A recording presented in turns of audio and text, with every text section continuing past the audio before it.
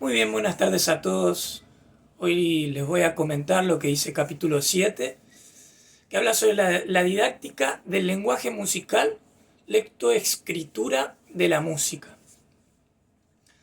Primeramente debemos decir que el lenguaje de la música es el modo en que las personas nos comunicamos. A través de la música nos podemos comunicar y decir muchas cosas. El lenguaje musical se define como el estudio teórico práctico de los elementos musicales necesarios para la lectura e interpretación de la misma de forma comprensiva. Entre estos elementos musicales encontramos, cuando hablamos de la escritura musical y la forma de la misma, los elementos sonoros como el ritmo, la melodía y la armonía. La intensidad de este sonido como el timbre del mismo. Es importante que a través de ello, sin poder hablar, nos podemos entender. Puedo hacerte una pregunta con ritmo y vos me podés responder con ritmo, como también lo puede ser con música. Es importante y a su vez este lenguaje contiene formas que pueden ser simples o complejas, binarias o ternarias. Algo binario podríamos hablar de una forma AB, una fórmula ternaria podríamos hablar de algo ABC y así sucesivamente. Ya sabiendo cuáles son los elementos que se ponen en juego a la hora de hablar del lenguaje musical, podemos hablar del desarrollo del lenguaje musical en el niño. Y la adquisición del mismo tiene mucho que ver con lo que el oído es capaz de captar, con lo que somos capaces de escuchar y transformar justamente mediante la escucha y la práctica para lograr expresarnos y comunicar de manera correcta lo que uno intenta comunicar. Tiene mucho que ver con la memoria, lo que recordamos haber escuchado, y la representación de las cosas. Y para entender muchas veces este proceso tenemos de referencia algunos pedagogos que nos ayudan a entender las diferentes metodologías desde una perspectiva contemporánea. Entre ellos tenemos a Dalcroze, que habla de la educación musical a través del ritmo y el movimiento. El ritmo y el movimiento son como pilares fundamentales para él. Dice que gracias a la gimnasia rítmica, el individuo puede conocerse tal y como es para sacar mayor provecho a sus habilidades. Regular la coordinación del ritmo con el cuerpo, utilizar el cuerpo como un instrumento, y su finalidad es desarrollar el oído musical a través del mismo. Y el ritmo es como base del solfeo. Por otro lado, tenemos a Willems, que tiene unos pasos a seguir para realmente llegar a su objetivo.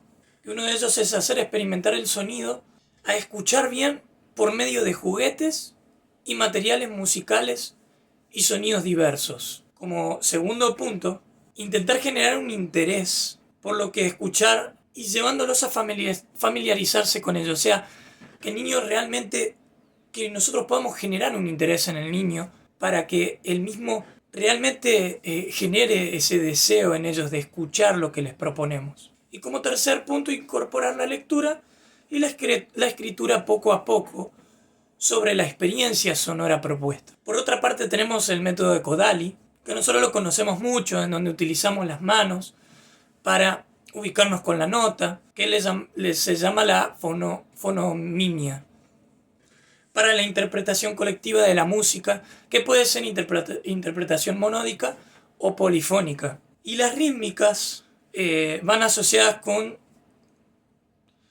las sílabas para favorecer la lectura e interpretación de la rítmica, justamente. Que nosotros, si se acuerdan, en el método Kodály utilizábamos las manos para ubicar las notas. El do, el re, el mi, el fa, el sol, el la, el si y el do a la octava. Del mismo modo que utilizamos las manos para ubicar las notas, también podemos utilizarlas con sílabas para, trabajar una rítmica y trabajar diferentes de formas musicales a través de nuestro lenguaje de señas. También tenemos a Orff, que utiliza la palabra, utiliza el habla como medio de aprendizaje. Nosotros cuando hablamos tenemos palabras que acentuamos y dentro de las palabras hay golpes y también utilizamos en la música lo que se le llama la prosodia para la entonación de justamente las palabras y dar sentido a esto que queremos expresar. El trabajo rítmico que establece Orff se inicia con movimientos, con el lenguaje y con la rítmica justamente de las palabras. El elemento melódico con intervalos en llamadas, recitados, preguntas y respuestas. Esto nos va marcando justamente este desarrollo que le quiere dar Orff a la palabra y para, por medio de ella, encontrarnos con ese desarrollo de la musicalidad, del ritmo, la melodía y la armonía. Por supuesto, con la palabra como medio para encontrarnos con ello. Por otro lado, tenemos a Murray Schafer, que se basaba en la escucha cotidiana, los sonidos de la naturaleza, lo que nosotros podemos percibir en nuestro diario vivir, de todo lo que nos rodea en sí. Schafer propone una alternativa al solfeo, basado en el sonido con el objeto de controlarlo, conocerlo y disfrutando plenamente de la experiencia. Hay un video de Murray Schafer que los invito a verlo en YouTube, porque es muy interesante, porque él se para en medio de un bosque a escuchar lo que suena y realmente es muy interesante lo que podemos escuchar. Es como si nosotros viajáramos a la cordillera y nos paramos en medio del lago Puelo a escuchar lo que suena de fondo, porque no solamente vamos a escuchar autos, y si nos paramos en el medio del bosque vamos a poder disfrutar y percibir mucho más de lo que estamos acostumbrados a percibir y que no logramos percibir por el ruido de la ciudad, de lo que estamos acostumbrados a escuchar. Él nos llama a escuchar mucho más allá de lo que percibimos en el día a día también. Con todo esto, el lenguaje musical lo proponemos mediante juegos y experiencias sonoras. Y se deben utilizar la experimentación, la improvisación, la composición y la interpretación. Y ensamblando lo nuevo con viejas estructuras, que pueden ser, canciones, danzas y otras, la expresión y la comunicación deben tener su lugar, que llevarán al niño a encontrarse con el mundo del sonido. Además, el sonido hoy no es solo para observar, estudiar y experimentar, sino también un objeto de manipulación artística y de realización estética integral. Las relaciones que podemos encontrar entre el lenguaje musical con los grandes núcleos de la educación musical, esta relación se guarda con apartados del currículum como son la canción, la educación auditiva, la expresión instrumental y vocal, el ritmo y el movimiento. Siendo el lenguaje el que permite la comprensión y expresión completa, guarda una inseparable relación con la canción. Y esta es el punto de partida y es elemental, ya que representa una parte del mundo tanto social, cultural y musical. La educación auditiva es en donde la música y su lenguaje existen solo porque se escucha música y nos permite mostrar sus elementos, que son la rítmica, la melodía, la armonía, el timbre y la forma musical. Por otro lado, la expresión instrumental. Aquí la relación con el lenguaje se produce dando vida musical a los instrumentos.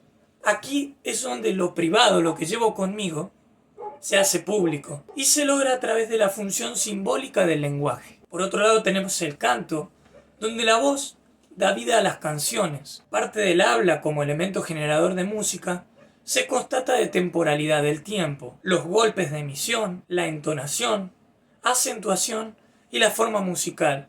Con el canto, todos los elementos del lenguaje surgen como una forma natural de la expresión humana. Por otro lado tenemos el ritmo, formado por sonidos de distinta duración y patrones de repetición, acentuación y contraste. Es un elemento que requiere del cuerpo. Su expresión a través del movimiento nos permite dibujar en el espacio con los pies. Estos son expresiones corporales del lenguaje musical. Es importante que tengamos en cuenta como maestros en el lenguaje musical. Nos permite expresar emociones, sentimientos e ideas.